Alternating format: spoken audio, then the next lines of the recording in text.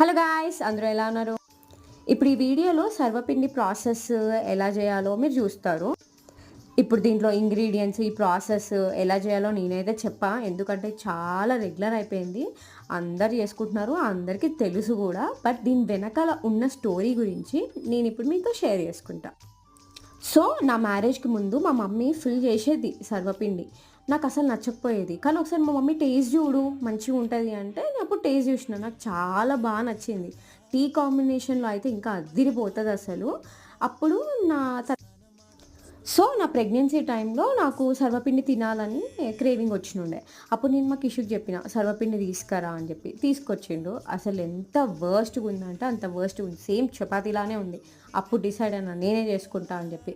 అప్పటి నుంచి ఇప్పటిదాకా సర్వపిండి నేనే చేసుకుంటా. ఓకే, అంత తోపని చెప్పను కానీ ఓకే, నార్మల్‌గా అయితే మంచిగానే వస్తది. Thank you for watching. Bye.